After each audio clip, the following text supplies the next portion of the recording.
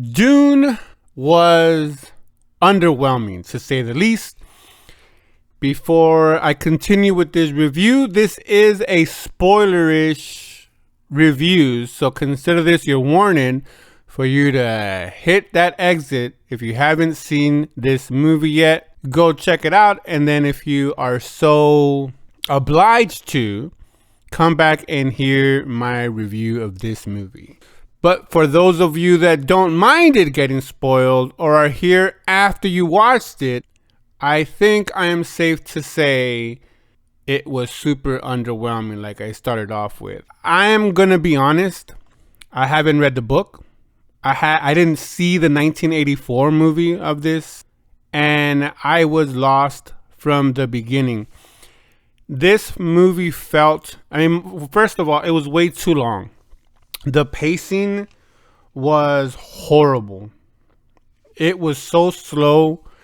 There was so much that they did so much world building without doing enough world building, if that makes sense. The best way I can equate this to is that Star Wars movie where all they do is talk about politics and how everyone hates it because it's super boring. I mean, it takes up like 40 minutes of the whole runtime about politics and trade. This movie would have been better served if they would have done it in a limited miniseries on HBO and released like 45 to 50 minutes, probably 6 episodes, 8 episodes max, and had them anywhere from 45 minutes to an hour to be able to properly world build. I think if I remember correctly, it started off in it's saying part 1. So I think this is banking on that there's going to be a part 2. I am not exactly sure if they've already filmed it, if it's yet to be filmed, if that's the case, that they're expecting a sequel. But it sure seemed like they spend a lot of money for this to be a sequel, because this first part, let's just call it that, didn't go nowhere. So I'm not gonna bother running a plot. I mean, it's a futuristic dystopian future, like I think it was like 10,000 or 9,000 years into the future, which that brings me up to the first problem. It seemed it would seem like we evolved, right, our technology. Yes, we could travel to distant planets and all that stuff, but when we got to those planets, a lot of that technology was sure felt human in 2021, like shit that we could make. And why the freak was the helicopters built like that, given the fact that when one of the main our hero, or the chosen one, Paul, when he was in the chopper, I guess, with his mom, why was it built like a dragonfly? What was the purpose when we found out that it had thrusters, I guess? Why? We have, well, I shouldn't say we have, but we're pretty close to not having the propellers here on Earth now, 2021, from our helicopters, with just running by through engines, and having them do exactly the same purpose as the choppers that we have currently online. So, but when we got to these planets, the technology was just so retro. Like, even when they were doing that invasion and the ship, bounced down, but then these weather balloons popped up to slow the descent. I'm like, wait, what kind of helium is in these things to be able to support that kind of weight? Because last time I checked, when they did the real life equation for Up, it took a whole mess of balloons just to lift up the house. And let alone, I think they did it with a human, and it took a warehouse load of balloons to get up a human, let alone a freaking platoon coming down. So maybe it was some futuristic gas that we don't know about, but I just thought the weather balloon was dumb. It looked like lungs, to be honest, but maybe it was just me. the technology seemed very retro. So it was the mixing of the old with the new kind of bothered me, even down to the dress attire. They had these futuristic spacesuits, but yet they had old garbs like they did in old Babylon.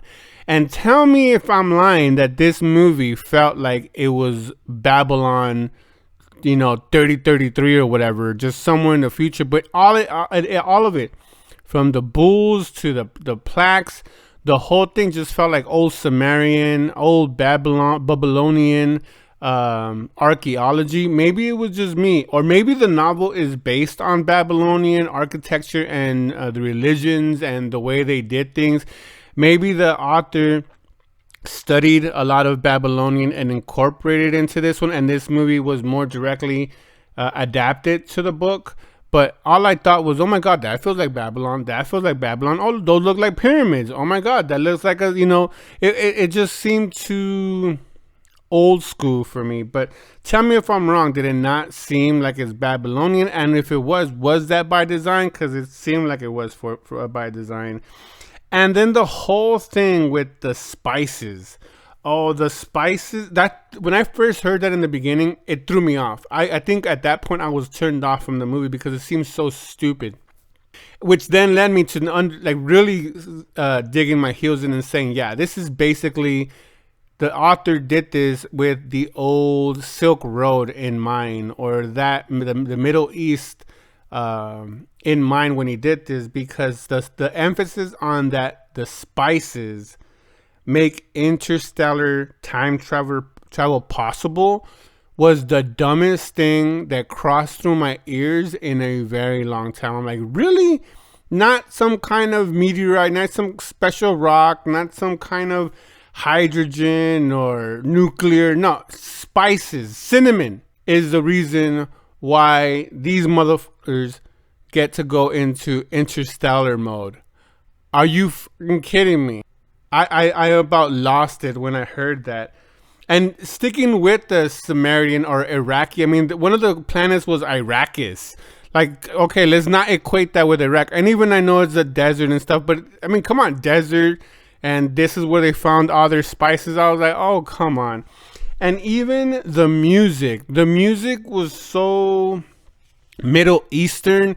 If you've watched a lot of war epics, whether it be, Alexander, or whether it be Troy, it had a very that kind of feel to it, very Greek, very epicness to it, but very Middle Eastern sound to it, which I was a fan of. Don't get me wrong, the soundtrack was pretty dope. I enjoyed that part of it, but tell me if it didn't feel like it was a Indian epic, a Gilgamesh epic, a like I said, a Middle Eastern epic. A lot of the stuff that we've seen from historical movies, this felt very much in that tone.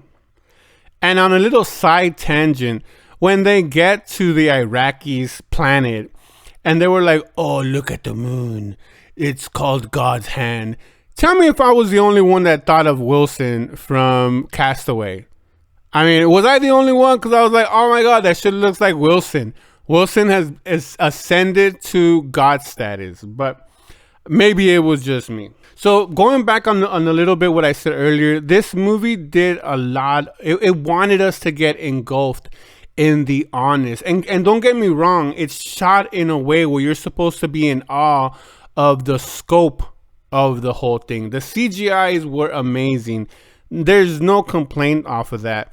But they were more focused, it seemed like, from me, a viewer, on like, oh my God, look at these big machines. Oh my God, look at the moons, and look at the satellite that's close to the moon, or the smaller moon. I don't want to lose anybody. Oh, there was no satellite, no, just a smaller moon next to the moon. Like, oh my God, like, look at that, and look at these big ships, and just the massiveness of them. And I think it just cheapened the movie so much, where there was hardly any dialogue. I think the script was just done super basic, where you're like, okay, we're just going to do silent and action and fighting and just be starstruck with the movie and the way they CGI'd it and made it look so grandiose. And I get it. The scale of it is so grand, but it's I want to say a bad word, but it just gets itself off. Saying like, oh, look at me. Look at how big I am. This is an epic. This is going to be a 2-part epic cinematic experience. And we're going to wow you with how big everything is. And honestly, it's too much. Too much. It's trying to be like Star Wars, and it's just too much. It's just too much. Too much. Way too much. Harry Potter, Lord of the Rings, whatever the fuck you want to do it. These movies, that it just wanted to be too much. And for it being the introduction to a lot of new people, including me, that I had a chance to see the 1984, 86 movie whenever it came out, but I didn't. I didn't even know about Dune until I saw this one, and I started seeing people talk and hype it up and saying, oh, wow, Dune seems hype. It looks good. It looks good. And I'm like, all right, I'll give it a shot. And honestly, I was super disappointed. It just felt like a cluster of, hey, look at how big we are, with a horrible script with good acting. I thought everyone did a good job in acting their roles, but I just didn't understand why these were the villains and why these were the heroes. It had like I said earlier, it had this kind of old world feel to it. And I just couldn't imagine it being the same, since even now in 2021, the way we conquer and the way we go about business is not the same as it was in 2000 BC. You know, shit evolved in just 3,000 years. So you're telling me that in 9,000 years, shit didn't evolve in the way we conquer and the way we interact? It felt just so... And I don't know, maybe they're being true to the novel, but it just felt like they could, in this instance, they could have taken a little bit more liberties in trying to be more creative, but yet sticking true to the soul of the novel, if that's the case. But it just seemed like, it just lost me. At the end of the movie, I was like, that's it. And the best part was kind of that fight scene at the end. And then it leaves you wanting more, and you're like, this is stupid. You're going to end it here after I spent like 2 hours and 30 freaking minutes on a story that went nowhere? And I'm going to have to wait for part 2, 2 years from now? And then rewatch this to be able to catch. It's stupid. The way this is, if there is a part 2, this is stupid. The way they did it, at least in my taste. You might be like, oh, you just don't know what you're watching, but whatever. The pacing was horrible. The acting was okay. The CGI was cool, but it relied too much on CGI. And lastly, the cool part is that I saw a bunch of Marvel and DC characters or actors in this movie. We had Thanos, we had Zendaya, we had Drax, we had Aquaman, we had Polka Dot Man. I mean, there was a good plethora. I think we even had, the main blob guy is the guy from Pirates of the Caribbean, but I'm not sure if that was, because he was under all that blubber. And he also came out, I think if it's him, in Thor as the crazy professor. But I mean, it had a lot of recognizable faces, which brings a different level of expectations to this movie that it just didn't meet. So for me, this movie was a C+. That's the most I could give it for everything that it tried to do good, which it did a lot of things good, but it did way more bad. I honestly was passing out to go to sleep, and I watched this movie as soon as it dropped on HBO Max. That means it was 3 o'clock Eastern time. It was 6 o'clock my time. And I'm not old by any means, but I was falling asleep an hour into this movie because it was just that bad in pacing. But anyways, those are just my thoughts. I would love to hear your thoughts down in the comments. What'd you think about this movie? Did you like it? Did you hate it? Put your thoughts down in the comments, and like always, that's a wrap.